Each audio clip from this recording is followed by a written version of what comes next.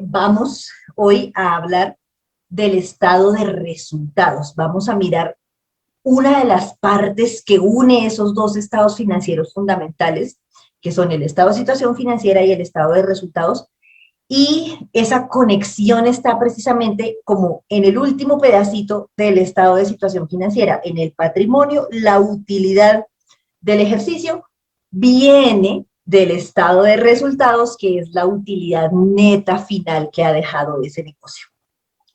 Voy entonces a compartir mi pizarrita otra vez para escribir aquí a mano con esta letra tan linda que tengo yo. He procurado mejorarlo. ¿Para qué he venido haciendo mis planitas y he procurado mejorar?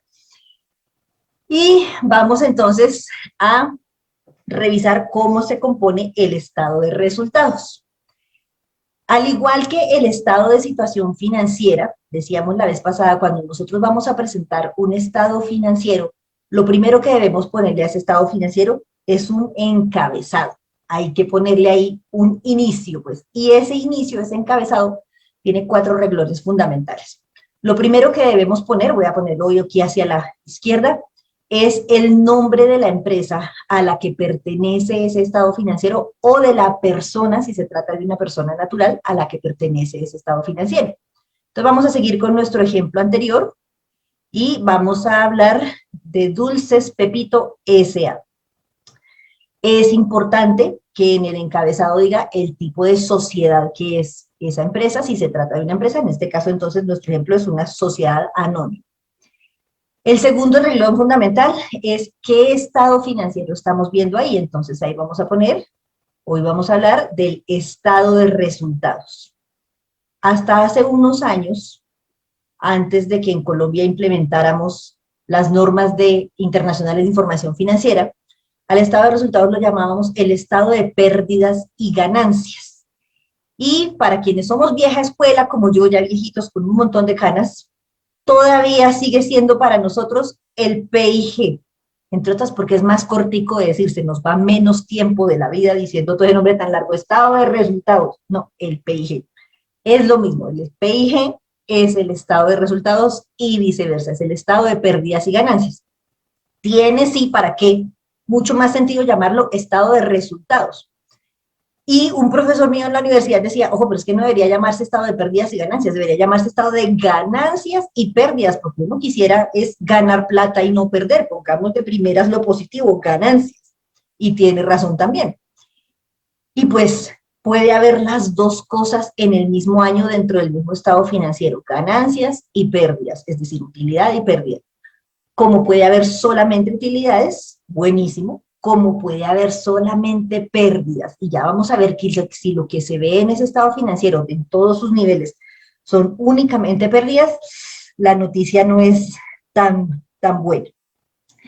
Entonces, el segundo renglón, el nombre del estado financiero. El tercer renglón nos debe decir la fecha de corte de ese estado financiero. Y en el estado de resultados sí que es fundamentalísima esa fecha, porque el estado de situación financiera, que era el que hablábamos en un café pasado, puede tener cualquier fecha de corte. Nosotros podemos hacerle un corte hoy, 17 de abril, y ver como una foto de la situación financiera de la empresa en ese momento. Y eso nos muestra en ese momento qué activos, qué pasivos, qué patrimonio tiene la empresa y ya. El estado de resultados funciona diferente. El estado de resultados, vamos a ponerlo por aquí, es de carácter acumulativo. Y eso implica que se va sumando ahí unos valores hasta una determinada fecha y luego arranca como un borrón y cuenta nueva. Entonces, en Colombia, por ejemplo, el año fiscal va de 1 de enero a 31 de diciembre. ¿Por qué hago la salvedad de que en Colombia? Porque en otros países, en Europa, no sé si en Estados Unidos, en Australia sí se fijó que sí, el año fiscal va de 1 de julio a 30 de junio del año siguiente. Aquí no, aquí va de 1 de enero a 31 de diciembre. Y entonces el estado de resultados, todos los primeros de enero, hace como borrón y cuenta nueva, listo. Se cierra el 31 de diciembre, eso fue lo del año pasado, y vuelve y arranca la suma de las cuentas. Entonces es importantísimo en el encabezado del estado de resultados que tengamos clara la fecha de corte. Si dice, por ejemplo, a 31 de diciembre de 2020, que es el corte anual que tenemos más cercano ahorita, lo que asumimos ahí es que eso va de 1 de enero de 2020 a 31 de diciembre de 2020. ¿Listo? Entonces, si nos dicen a 31 de diciembre de 2020, se entiende que está el año completo acumulado ahí. Pero por ser como es el estado de resultados, podríamos presentarlo con cortes diferentes. Entonces nosotros podríamos poner por aquí, por ejemplo, un corte que dijera del 1 de enero de 2021, ya este año, al, vamos a ponerlo hoy, 17 de abril de 2021. Y entonces ahí vamos a tener un trimestre y 17 días adicionales acumulados en ese estado financiero. Y eso implica que cuando ya hablemos de ventas, costos, gastos, utilidades, corresponden específicamente a ese periodo. Una vez más, cuando ya llegamos a diciembre, borrón y cuenta nueva, y en enero vuelve a empezar la suma de los valores.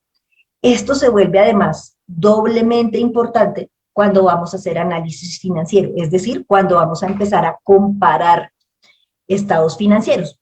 Si nosotros vamos a comparar, por ejemplo, vamos a poner aquí otras fechas de corte diferentes, con este tema de la pandemia, cómo le ha ido a la empresa con la pandemia y con las ventas y todas estas cosas, podríamos tomar, por ejemplo, un estado de resultados de 1 de enero de 2020 a 31 de marzo, vamos a ponerlo trimestral, de 2020. Entonces ahí tenemos un trimestre. Y ese trimestre, ojo, es el primer trimestre del año. Idealmente lo compararíamos contra otro estado de resultados que nos acumule del 1 de enero de 2021 al 31 de marzo de 2021. Aquí tenemos también un trimestre, pero es el del año siguiente. Entonces aquí tenemos el del 2020 y aquí el del 2021. En ambos casos, 3 meses, y en ambos casos, además, del mismo momento del año. Para muchas empresas, los 3 primeros meses del año no son tan buenos en ventas como los 3 últimos meses del año. Una cosa es vender en enero o febrero y otra cosa es vender en noviembre y diciembre, por ejemplo. Son meses que generalmente son mejores para muchas empresas en ventas. Entonces, para poder hacer una comparación más adecuada, lo ideal es tener la misma cantidad de tiempo, en este caso un trimestre cada uno, y preferiblemente de la misma época del año. Claro que podemos comparar trimestres de diferentes épocas y ver, así como se presentan los quarters en Estados Unidos, cómo le ha ido en cada trimestre a la empresa, muy bien, pero idealmente de la misma época del año, porque de verdad esto de la estacionalidad en las ventas puede ser un factor muy importante para la empresa o para la entidad que está presentando esos estados financieros. Entonces, una vez más, importantísima la fecha de corte y triplemente, mejor dicho, importantísimísima cuando se trata del estado de resultados, porque, como les contaba ahorita, todos los 31 de diciembre se cierra y el 1 de enero hace borrón y cuenta nueva. ¿Listos? Entonces, lo máximo que vamos a tener acumulado en un estado de resultados es un año. Y el cuarto reglón, importantísimo en el encabezado de los estados financieros, es en qué unidades monetarias están expresadas las cifras.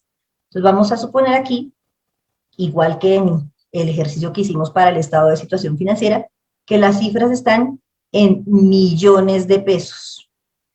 Y podemos expresarlas en millones, en miles o en pesos completos. Eso depende del tamaño, pues de la cantidad de dígitos que tenga esa cifra, para que sea un poco más fácil leer y que no ocupe tampoco tanto espacio ya en el momento de imprimir o de mostrar esos estados de resultados, o no necesariamente imprimirlos, sino de mostrarlos de verdad como en un solo pantallazo, digámoslo así. Si la cifra es muy larga, pues podemos expresarla en miles o en millones de pesos. Entonces, ahí ya tenemos el encabezado completo. Y nos vamos con lo que es ya la estructura del estado de resultados. Gráficamente, decíamos hace unos días, voy a ponerlo por aquí a un ladito, que el estado de situación financiera generalmente lo representamos como un rectángulo dividido en dos secciones.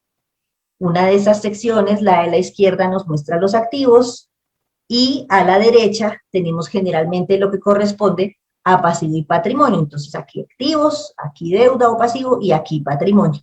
Es muy común encontrar en libros de contabilidad, en videos de YouTube, bueno, donde quieran, la representación gráfica del estado de situación financiera de esta forma, un rectángulo dividido en todo, es en tres partes y bueno.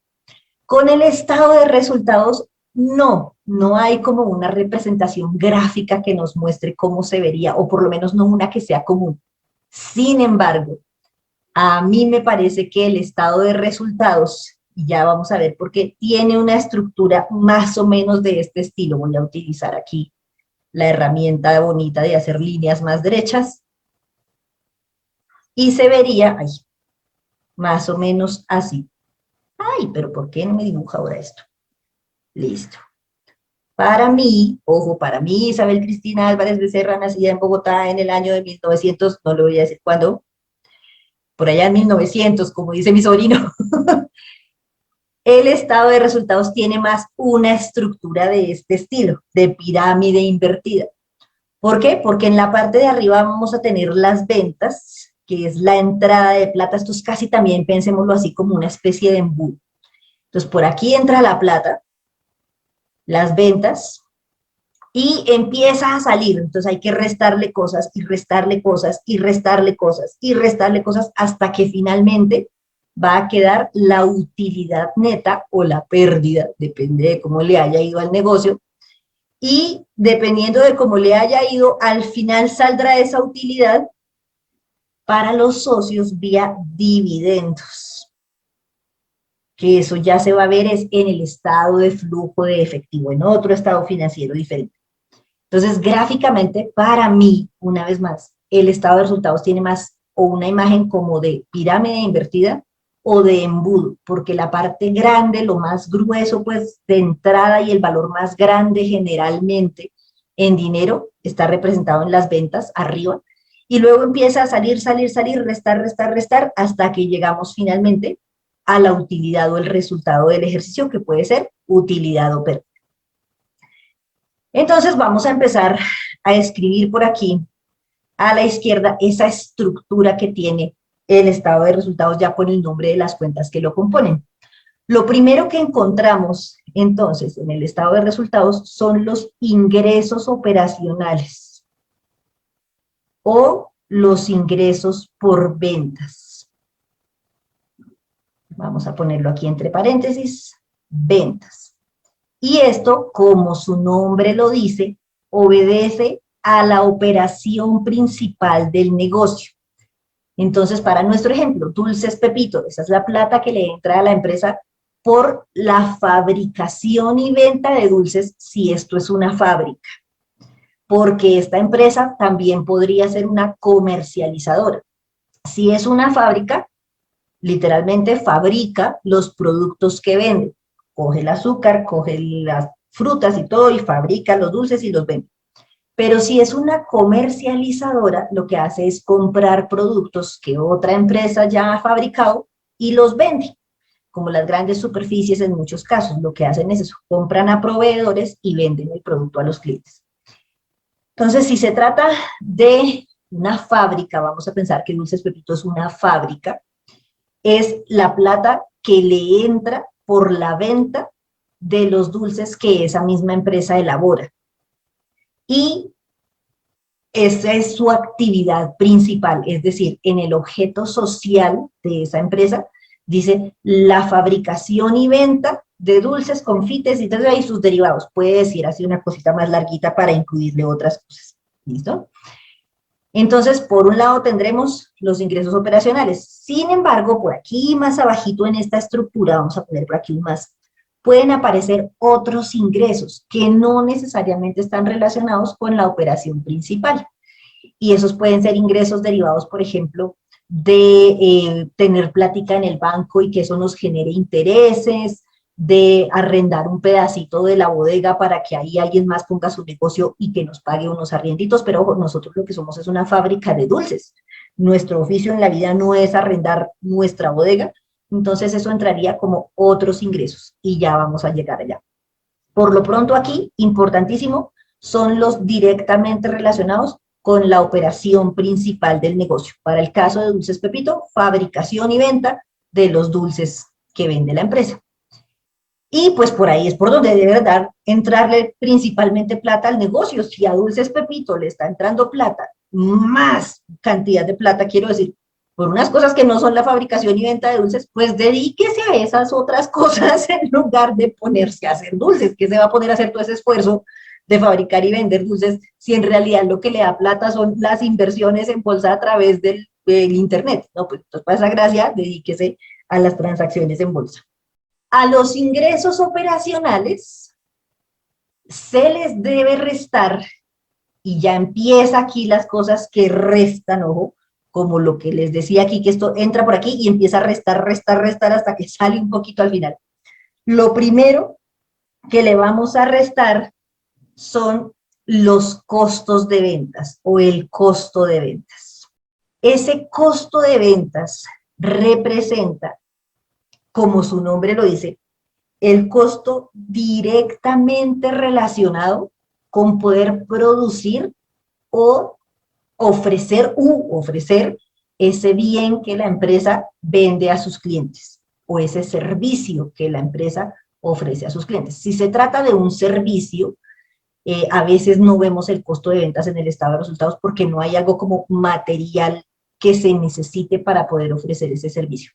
Pero si se trata de una empresa industrial, una fábrica o de una comercializadora, sí, vemos el costo de ventas. Y ese costo de ventas es más o menos complejo precisamente dependiendo de qué actividad tiene la empresa. El más complejo de todos, vamos a ponerlo aquí, el más complejo,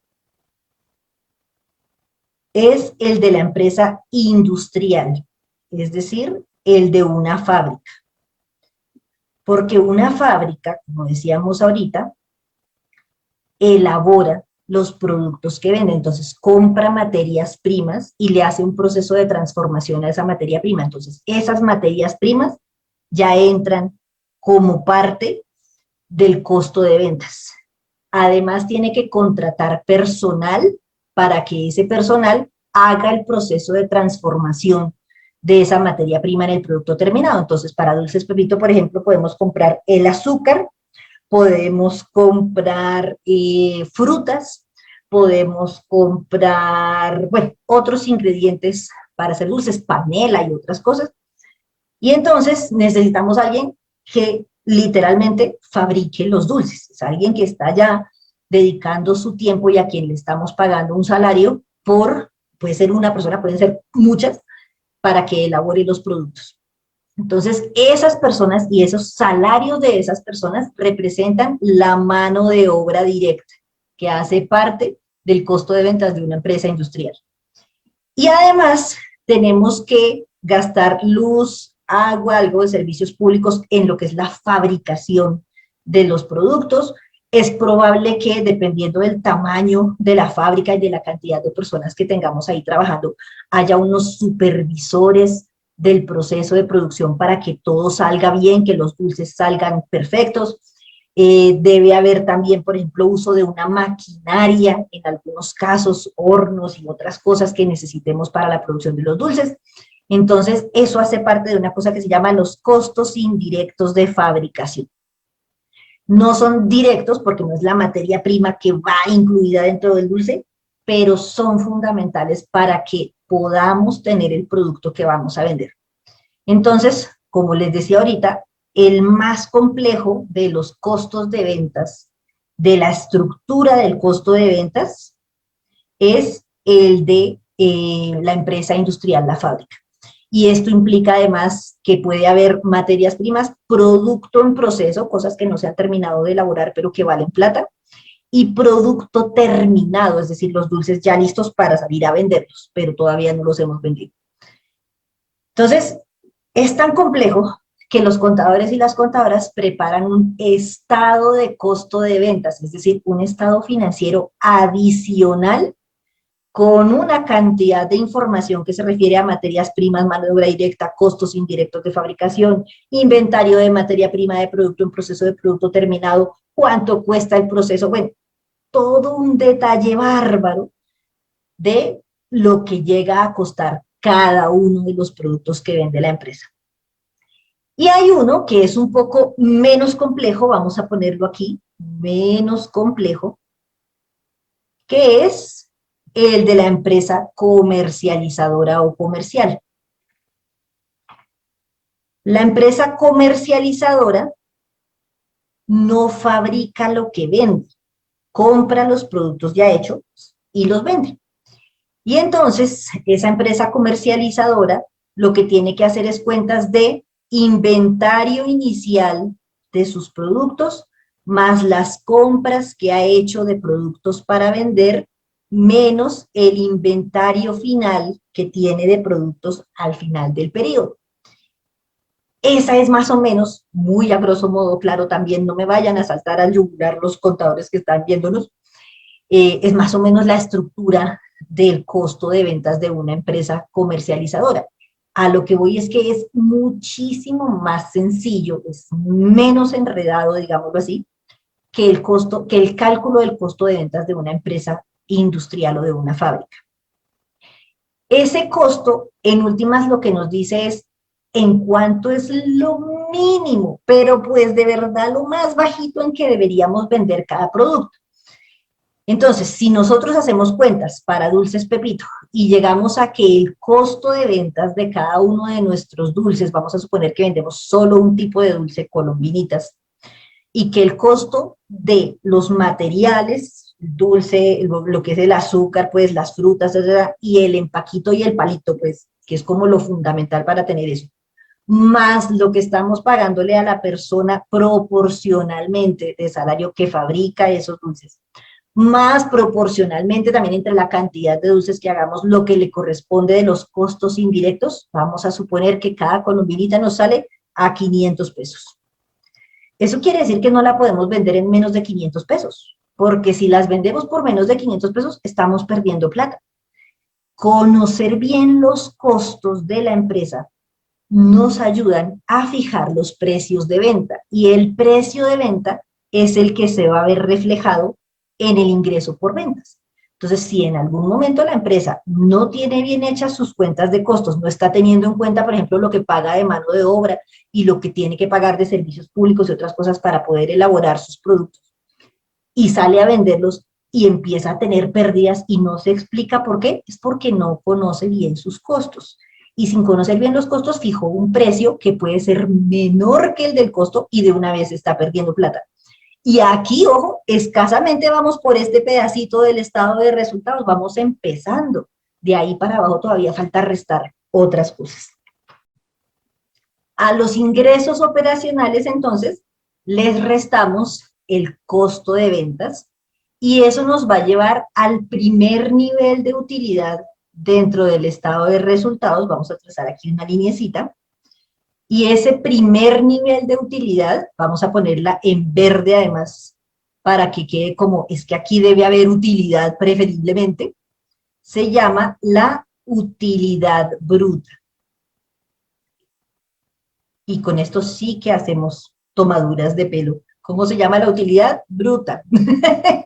Entonces, sí, es la más gruesa de las utilidades que puede generar una empresa en un momento dado o un negocio en un momento dado. Esa viene por aquí, utilidad bruta. En esta estructura de imagen, digámoslo así, del estado de resultados. Debería, idealmente, una vez más, ser utilidad. Si el negocio ahí ya está arrojando pérdidas, de ahí para abajo se complica la situación financiera de ese negocio, porque esto es lo más básico, esto es que el negocio venda por encima de lo que le cuesta fabricar o lo que le cuesta comprar los productos que vende. Si está vendiendo por debajo de eso, de ahí para abajo falta restar una cantidad de cosas, se va a complicar la situación financiera del negocio, va a terminar con pérdidas seguramente al final del ejercicio, mejor dicho, no es buena noticia, y no solamente no es buena noticia, es mala de entrada, como le digo yo a mis alumnos siempre. No hablen de utilidades negativas, eso suena como a tratar de suavizar la noticia, no, eso son pérdidas. No me digan que es una noticia más o menos mala, no, es mala. ¿Listo? Que la empresa de pérdida bruta en lugar de utilidad es mala noticia, es bastante mala noticia además. Entonces aquí estamos partiendo de no y estamos de buen ánimo y todo. Entonces, en nuestro ejemplo, la empresa da utilidad bruta. Ya cuando hacemos análisis financiero es que entramos a mirar si esa utilidad que deja ahí la empresa es la que debería ser o no. Es decir, es suficientemente buena o debería ser más alta o debería, o mejor dicho, podría la empresa estar haciéndolo mejor. Entre más alta, mejor siempre. Obviamente para todos los negocios, entre más altas sean las utilidades, mejor. Entonces, listo, llegamos a la utilidad bruta, primer nivel de la utilidad importantísimo dentro del estado de resultados. Hay tres muy importantes. El primero es este. A esa utilidad bruta hay que restarle otras cosas. Y aquí vamos a restar entonces ahora los gastos operacionales. Arriba hablábamos de costos. Y aquí vamos a hablar es de gastos. Costo, una vez más, es lo que está directamente asociado a poder tener el producto que la empresa va a vender, sea que lo fabrique o que lo compre ya hecho. El gasto se refiere más es a poder vender ese producto, o sea, yo ya tengo el producto, pero el producto no se vende solo. Hay que poderlo vender, hay que hacer cosas para poderlo vender y esas cosas valen plata también. Y la empresa tampoco camina sola. La empresa debe tener una administración, la empresa debe tener una estructura administrativa. Y para que funcione bien, pues hay que pagarles salarios buenos a todos y bueno, en fin. Entonces, en los gastos operacionales, lo que vamos a reportar o a registrar es eso. Son esas otras cosas que se necesitan para que la empresa funcione bien, por un lado, y por el otro lado, para que podamos vender ese producto que ya tenemos, que ya hemos fabricado o que hemos comprado a los proveedores. Entonces, los gastos operacionales se abren en dos grandes grupos. Generalmente los dividimos en dos. Se pueden presentar como un solo bloquecito, una sola lista, pero es más común dividirlos en dos grandes grupos. Y esos dos grandes grupos son los gastos de administración, va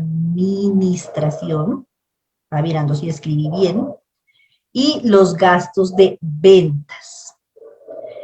Y cada uno en su nombre hace referencia a qué es lo que registramos ahí. Entonces, en los gastos de administración, claramente va lo que es por administrar la empresa. Entonces, ahí podemos tener, por ejemplo, el pago de nómina, pero esa nómina, ojo, sería de administración. Salario de gerente o presidente de la empresa, todos los que están en el área administrativa de la empresa, los que están en producción, ojo, están incluidos por acá atrás en el costo de ventas. Aquí son los de la parte administrativa. Aquí podemos tener pagos, por ejemplo, de servicios públicos. Y otra vez, los que sean relacionados con la administración del negocio, porque si se trata de los servicios públicos de la planta de producción, eso debería estar en el costo. Aquí podemos tener pagos de algunos impuestos, y entonces si la empresa es dueña de la bodega en la que funciona y de sus oficinas, ahí habrá pago de impuesto predial. Si es dueña de algunos vehículos, por ejemplo, el vehículo que le tienen para servicio al gerente de la empresa, que muchas empresas hacen eso, ahí habrá pago de impuesto de vehículos.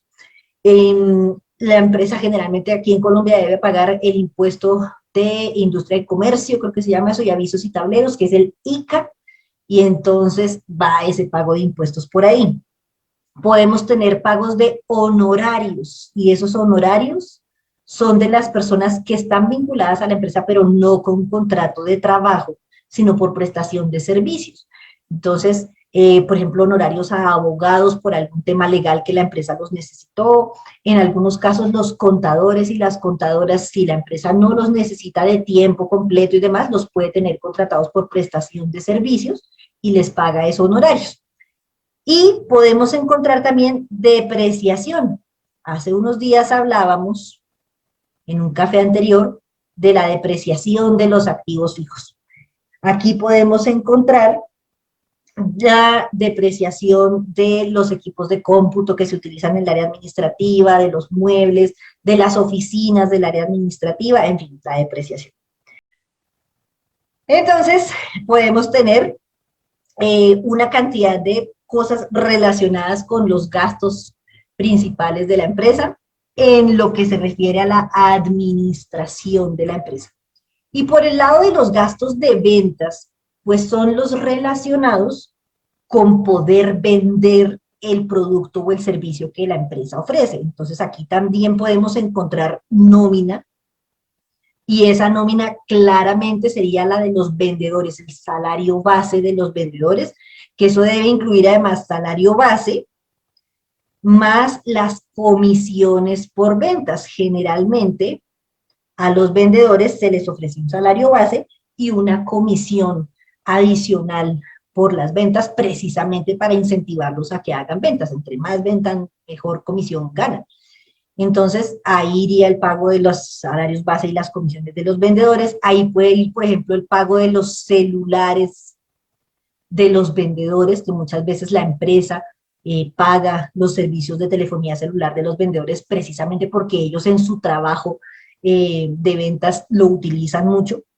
Ahí podemos encontrar algunos gastos de transporte, por ejemplo, y en los de administración también. La diferencia es si esto es un gasto que está ligado a la venta del producto, entonces es gasto de ventas, o si es un gasto de la administración de la empresa.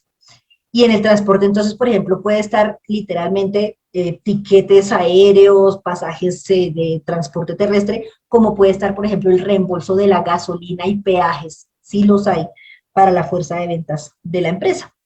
Ahí podemos también tener también algunos temas de servicios públicos y de arriendos, por ejemplo, del local en el que funcione las ventas de la empresa. Entonces, si nosotros tenemos una fábrica, Dulces Pepitos, una fábrica, decíamos ahora, y vamos a tener unos locales donde vendemos los productos, pues los arriendos de esos locales con los impuestos prediales, si los locales son propios, los servicios públicos que se pagan en esos locales, el salario que se le paga a las personas que trabajan en esos locales, todo iría por gasto de ventas. Entonces, esa división entre gastos de administración y de ventas finalmente depende de si es una salida de dinero, porque estos son todos salidas de dinero, todo va restando, relacionada con poder vender el producto, gasto de ventas, con la administración de la empresa para que funcione bien, gasto de administración. Restando entonces los gastos operacionales de la utilidad bruta, vamos a llegar al segundo nivel de utilidad importantísimo para la empresa, que es la utilidad operacional. Y la utilidad operacional debería también ser positiva. ¿Listos? No es lo normal, no es lógico, no es buena noticia para nada que en lugar de utilidad operacional haya pérdida, que el resultado ahí sea pérdida. Porque aquí estamos hablando todavía de la operación principal de la empresa, de poder tenerla funcionando, de poder vender los productos, de poder tener los productos, que es lo que va en el costo. Si en la utilidad bruta todo iba bien, digamos que aquí había utilidad, y no solamente había utilidad, sino que era relativamente buena, altica, y resultamos con pérdida operacional, el problema puede estar en los gastos de administración.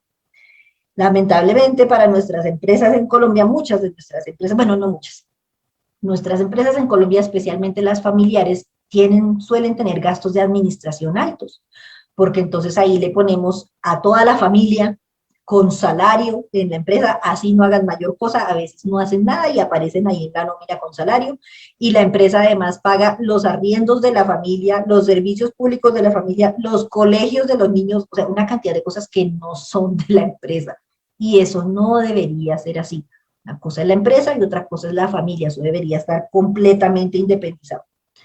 Puede pasar también que sí, tenemos una administración muy buena y resulta que le estamos pagando mucho, pero no está generando esa administración que consideramos muy buena los suficientes ingresos por ventas. Algo falla.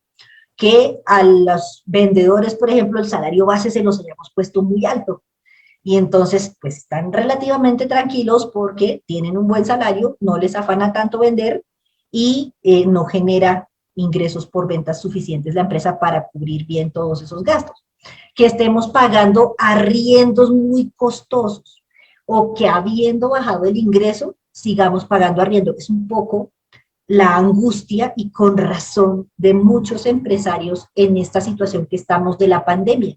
Resulta que en esta situación de pandemia, los ingresos por ventas bajaron porque han tenido que cerrar sus locales muchas veces. Este fin de semana muchos tienen otra vez cerrados sus locales, hay algunos en desobediencia civil por temas de cuarentena por la pandemia. Y entonces, si no está cerrado el local, de todos modos hay menos gente yendo a comprar y de pronto comprando en menor cantidad que antes. Y eso hace que el ingreso por ventas o el ingreso operacional disminuya. Y si se mantienen los gastos, toca seguir pagando nómina, toca seguir pagando servicios públicos, toca seguir pagando impuestos, toca seguir pagando arriendos. Entonces, si el ingreso baja, pero los gastos y los costos se mantienen, la empresa da pérdidas. Aquí empieza entonces ya a haber pérdida operacional. En lugar de utilidad, hablaríamos de pérdida operacional. Y lo más triste es que ahí todavía no termina el estado de resultados, falta restar más cosas. Y si ahí ya vamos dando pérdidas, pues de ahí para abajo obviamente la cosa se va a complicar todavía un poco más. Entonces, si los gastos se mantienen y bajan los ingresos, que es lo que tenemos ahorita en situación de pandemia, pues la empresa da pérdidas y, o muy probablemente da pérdidas, y empieza a haber problemas de generación de flujo de caja, de sostenibilidad de la empresa en el tiempo, toca empezar a reducir gastos y entonces ahí viene toca entregar locales porque no podemos seguir pagando el arriendo, toca disminuir el número de empleados, despedir gente, que eso es dolorosísimo, toca tratar de reducir para mantener la empresa a flote mientras se recuperan los ingresos y por el otro lado ir buscando fuentes adicionales de ingresos, que es lo que muchas empresas en esta situación han venido haciendo también. Pero entonces vamos a seguir con nuestro escenario bonito en el que la utilidad da positiva, es decir, hay utilidad en lugar de pérdidas y tenemos utilidad operacional. Pero una vez más, puede ser pérdida y toca entrar a mirar por qué hay pérdida, qué es lo que está tan alto en los gastos o en los costos, o si es que los ingresos están muy bajos. Y como les decía ahorita, ese es el segundo nivel importante que encontramos de utilidades en el estado de resultados. Ese, para que lo veamos aquí en el grafiquito del triángulo o del embudo, vendría por aquí, es la utilidad operacional. Entonces aquí tenemos las ventas, restamos, como decíamos ahorita, el costo de ventas. Con eso llegamos a la utilidad bruta. A eso le restamos los gastos operacionales, que los encontramos generalmente divididos en administración y ventas, y llegamos a la utilidad operacional. Pero aquí aparece otro signo menos y un signito más.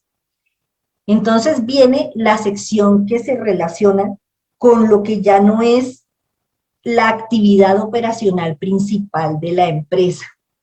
Decíamos, esta parte, los ingresos operacionales específicamente se refieren al objeto social principal de la empresa. En el caso de Dulces Pepito, fabricar y vender dulces, confites y golosinas. Pero una empresa puede recibir ingresos por cosas que no son de su actividad principal. Entonces aquí entra un rengloncito por fin que va sumando y que a veces nos salva la vida, nos salva la patria, que son los otros ingresos. Son los que no están relacionados con la operación principal. Entonces vamos a ponerlos aquí. No son de la operación principal. Y ahí podemos tener, por ejemplo, decíamos ahorita, unos arriendos, porque nuestra bodega es grandísima y le podemos arrendar un pedacito de nuestra bodega a otra empresa para que ponga ahí su negocito. Podemos, por ejemplo, recibir ingresos por los intereses, los rendimientos de las inversiones que tengamos de nuestra plática en el banco o en la bolsa de valores. Dulces Pepito puede estar haciendo también inversión, manejo de tesorería, que es el manejo de la plata, a través de la bolsa de valores, y entonces gana plática por ahí, eso entra por los otros ingresos. Podemos ganar plata por vender un activo fijo. Entonces teníamos una maquinaria que ya no estamos usando, que la reemplazamos por otra más moderna, más chévere, vendemos esa maquinaria y dependiendo de cómo esté la diferencia entre el valor contabilizado en el activo de esa maquinaria y el precio en el que la podamos vender, si el precio es mayor, tendríamos una utilidad en venta de activos y eso va por ahí. Y podemos tener lo que menciona María Camila en el chat, la utilidad por diferencia en cambio. Si la empresa tiene actividades en moneda extranjera, bien sea porque exporta y entonces recibe ingresos en moneda extranjera, o porque tiene deuda en moneda extranjera, en el momento en que se recibe la plata o en que se hace el pago, es posible que la tasa de cambio nos favorezca. Y si es así, podríamos registrar aquí en los otros ingresos una utilidad por diferencia en cambio. Y así como tenemos unos otros ingresos, podemos tener unos otros gastos y esos van restando. Otros gastos u otros egresos que no tienen que ver como con la actividad principal de la empresa, que le toca a la empresa cubrirlos, sí, pero que no necesariamente son de su actividad principal. Ahí podemos tener entonces, por ejemplo, el espejo más o menos de los otros ingresos. En lugar de utilidad por diferencia en cambio, si en el momento de hacer el pago, supongamos con dólares, el dólar subió, ay, no nos favoreció la tasa de cambio, ahí tendríamos entonces una pérdida por diferencia en cambio. Podemos tener, vendimos la maquinaria que pensábamos ahorita, pero tuvimos que venderla en un precio menor al valor que la teníamos registrada en el activo. Eso puede pasar también, y entonces tendríamos una pérdida en venta de activos, y ese pedacito se registra por aquí. Podemos tener por ahí lo que dice Oscar en el chat, los ingresos o las pérdidas por método de participación. Esto depende de si la empresa tiene inversiones fijas en otras empresas y de si el valor de esa inversión aumentó o disminuyó en el momento que estamos haciendo la contabilización de eso. Y podemos y solemos tener uno importantísimo ahí para las empresas, que son los gastos financieros.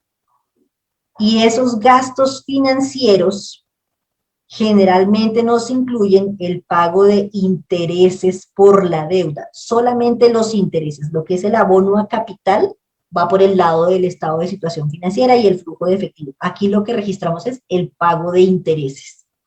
Podemos tener ahí las comisiones bancarias, que ya son valores, deberían ser un poco más pequeños que los intereses. Y para el caso nuestro en Colombia, el famoso 4 por 1000 o gravamen a los movimientos financieros. Cuando retiramos plática, si no es una cuenta que está exenta, tenemos que pagar un impuesto por hacer ese retiro y entonces 4 por 1000. Pero de aquí, fundamentales, los intereses, carga financiera de la empresa.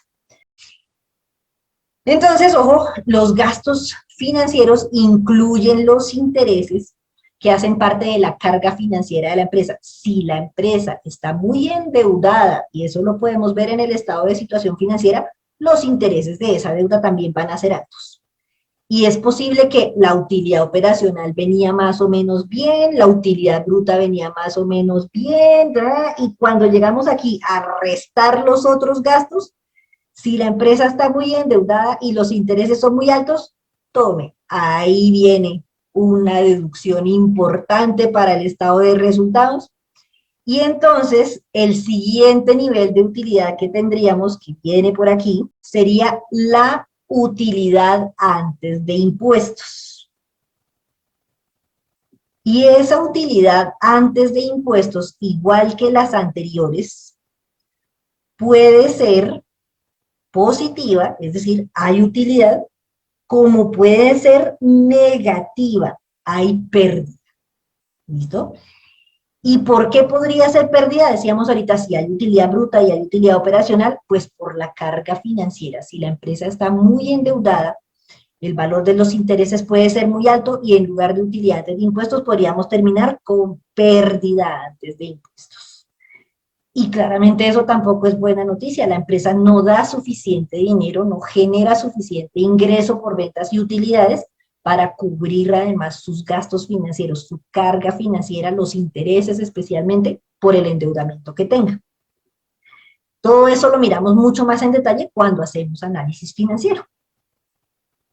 Y luego viene entonces a esa utilidad antes de impuestos restarle el valor de los impuestos.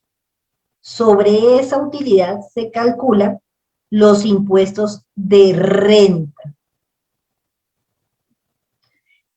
Y una vez restados los impuestos de renta, me pasó como muchas veces le pasa a mis alumnos que arriba tienen un montón de espacio en la hoja y al final terminan con todo amontonado porque ya no les alcanza el espacio, perdón. Aquí tendríamos entonces la utilidad final, ay, casi no me va a caber, o la utilidad neta, o el resultado del ejercicio. Voy a trazar una flechita por aquí para que se lea más. Utilidad neta o resultado del ejercicio. Y ese resultado del ejercicio, sea utilidad, idealmente es utilidad, ejercicio, o sea pérdida, es el que va a parar al estado de situación financiera en el patrimonio, en cada periodo, en cada año.